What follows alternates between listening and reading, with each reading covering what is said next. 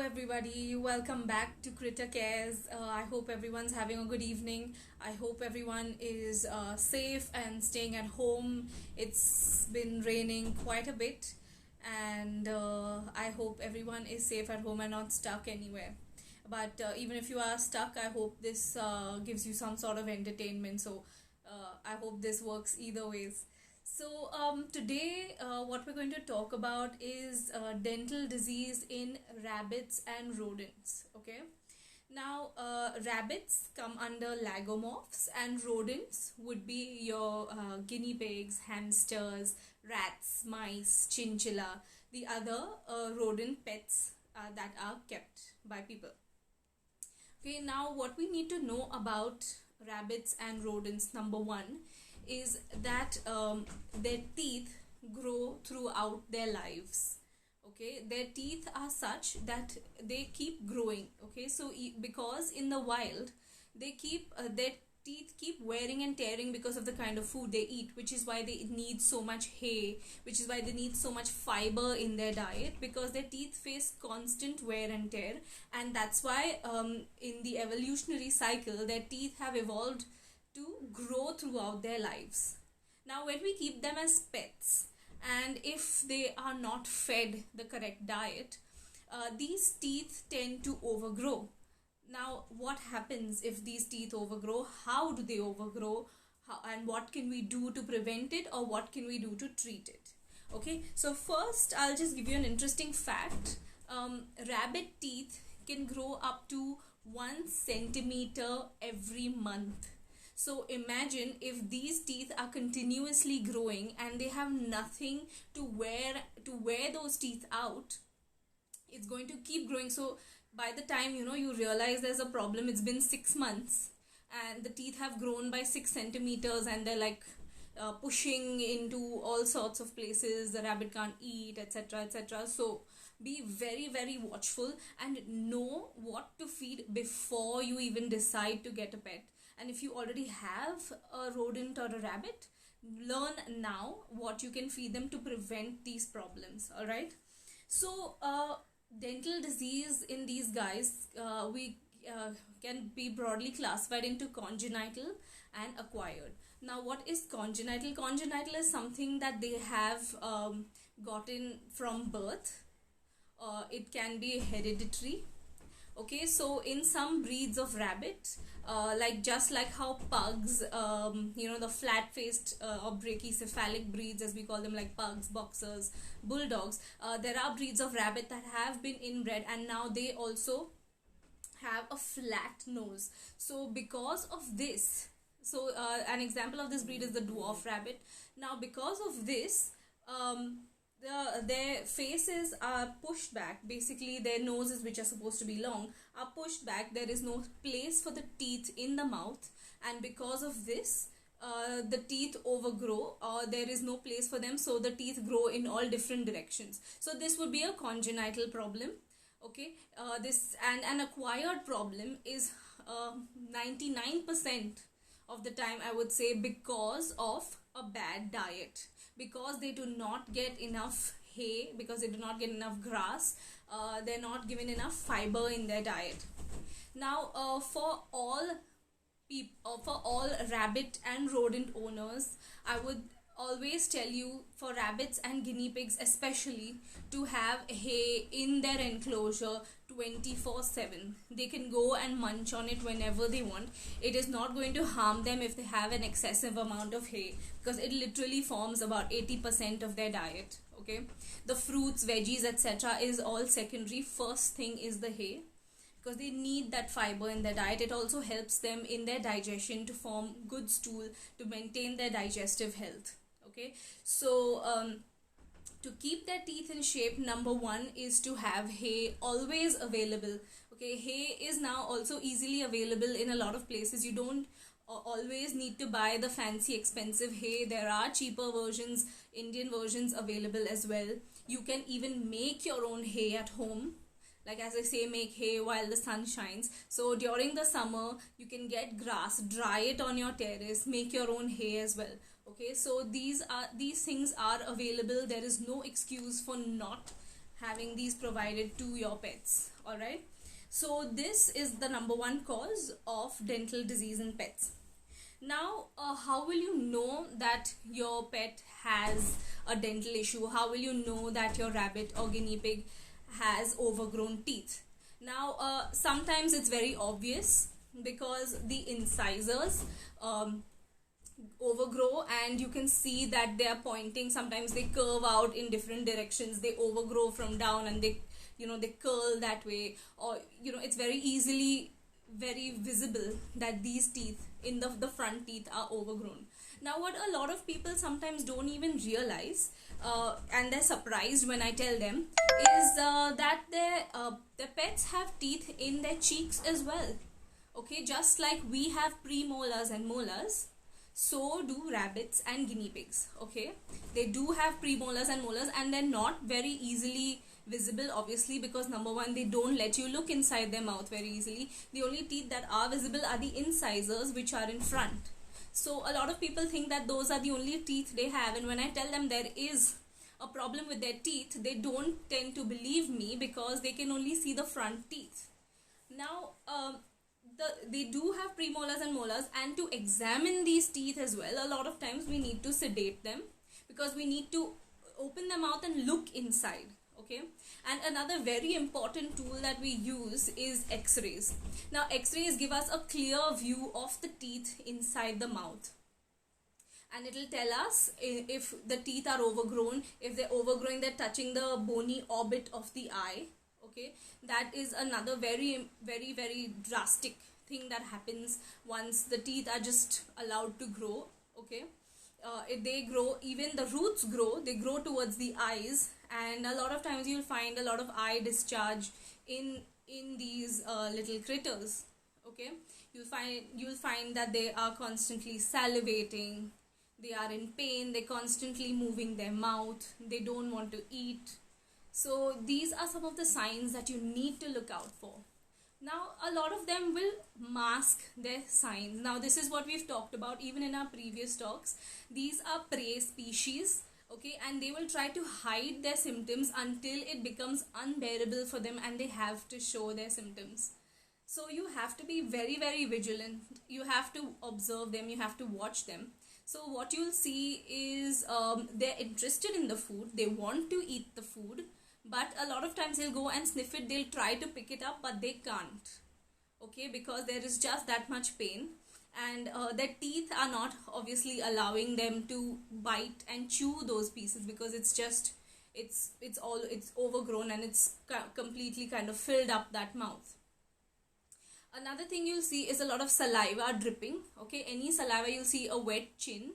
So that is another very typical sign. Not eating, of course, in rabbits and rodents, not eating for even 24 hours is an emergency. So always make sure that they are eating. Okay, and please contact your vet immediately if you feel like they have stopped eating, stopped producing stool or urine. Okay, so these are some very, very important signs. They show signs of pain. Now, how do you know that a rabbit is in pain? So there are a lot of pain indexes. Rabbits are actually very, very expressive.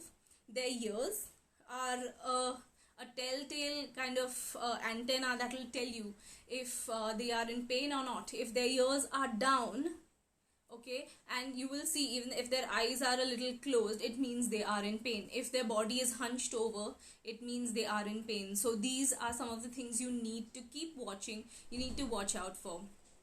Okay, another thing, and they obviously they sometimes take the food in their mouth and they spit it out because they just can't chew it. Okay, so they'll take the food in their mouth, they'll spit it out. A lot of people call us saying that their rabbit is vomiting. So rodents and rabbits do not vomit. They do not have a gag reflex. Okay, so they can't vomit. So if there is anything that is coming out of the mouth, it is a far more serious thing than something like vomiting, because they cannot vomit. Okay, so you need to keep an eye on that and just keep a watch on that. So another thing that another sign which of course occurs in severe cases when the teeth are completely neglected is there will be an abscess, which is a pocket full of pus which is formed under the eye. So there'll be a swelling under the eye, and soon there will be pus coming out of it. So that happens when there is a tooth root abscess. If the teeth keep growing, and now they've grown down, there's no place for them to grow, so they grow upwards as well. So these teeth, so this is the upper, this is the lower, they keep growing, now there's no place, so they will start growing upwards, and they will start touching the bony orbit of the eye, and that slowly gets infected. It causes inflammation. It can also cause damage to like permanent damage to the bones of the jaw if it's not treated, and that of course is a very, very painful condition and can be life threatening as well. So obviously early detection and treatment is obviously very, very important in these cases, because we don't want to suddenly treat them when they've lost all their weight, their skin and bones, and we just don't know what to do after that. And obviously surgery is very, very risky post that. Okay, now what also happens when these teeth overgrow is that their tongue gets trapped. So now the teeth of the lower jaw, the premolars and molars, are growing inwards like this. Okay, they've grown like this, they didn't have place, now they're turning inwards as well. So it completely traps the tongue. There is no place for the tongue to move at all. So that is very, very painful, and this again will lead to them not being able to eat at all. Now also, always just eating food is not a sign to tell you that okay, everything is hunky-dory. Dental checkups every single year are so important in these guys, especially if they're not getting hay in their diet. Okay, but in general, whenever you take them for a checkup to the vet, of course checking their teeth is always mandatory. All right. Now, how, of course, we talked about x-rays. Another diagnostic tool that we use to see how bad the teeth are is a CT scan. Yes, we do CT scans as well, and these CT scans will tell you how bad the damage is inside, or it will also give us a very clear, it gives you a 3D image of sorts of the teeth. Okay, it cuts sections, and it'll tell you how bad the teeth are in each section of the mouth. So we also know which teeth we need to extract, which teeth has the maximum number of the maximum amount of infection, or whether we need to do anything further in order to help that, or if there is any damage to the bone, which we need to look at as well. Okay, so x-rays and CT scans are something that we use to give us a clear view of what exactly is going on inside that mouth. Now when we do dental procedures are always done under general anesthesia. There is no other way to do it. Alright, even with the incisors grown, I would never ever recommend anyone doing clipping the teeth at home. It can be very dangerous because you can fracture the tooth, and it can fracture down till the root, and that will again lead to surgery where we'll actually have to go in and extract the entire tooth. So never ever try trimming or clipping the teeth at home with nail clippers or anything of that sort. Please speak to your exotic animal vet, and they will help you with whatever needs to be done. Okay, so now when so we do that under general anesthesia. In most cases, if it's minor, we just burr down the teeth, we shape them up. We have dental burrs which we use to burr these teeth down. So a burr is a rotatory instrument which kind of files the teeth down. It's kind of like using sandpaper on wood. Okay, so this is how it's an electric burr which rotates, and we burr the teeth down to shape. Okay, and in certain cases, yes, we do need to extract some teeth. And do not be afraid of dental extractions, because they, even post dental extractions, they start to eat very well, and they lead happy, painless lives. Okay, it's better than living in pain with those horrible teeth in the mouth, constantly recurring infections, etc. Okay, so always be very very vigilant when it comes to these guys, because they will hide their symptoms. And always get their teeth checked whenever you go to your exotic animal vet to get their checkups done. So always get their teeth checked as well. Okay, this is something that's very important. And another thing I will reiterate again is hay in their diet is a must. All right. So I think we've kind of spoken a lot about rabbits and guinea pigs. I'm just quickly going to cover hamsters. Hamsters also get dental issues, especially with their incisors, because hamsters also constantly need something to gnaw at. Okay, so they need, you can give them cardboard rolls, cardboard tubes, like empty toilet paper rolls. You can give them wooden barks like a neem bark. So these are things that help to keep their teeth in shape. Okay, so these are the things that you can give them. Someone had once asked me about coconut shell as well, in one of my previous talks. So yes, they can gnaw at coconut shells as well, but just be careful that there aren't any sharp edges that can hurt them in their mouth.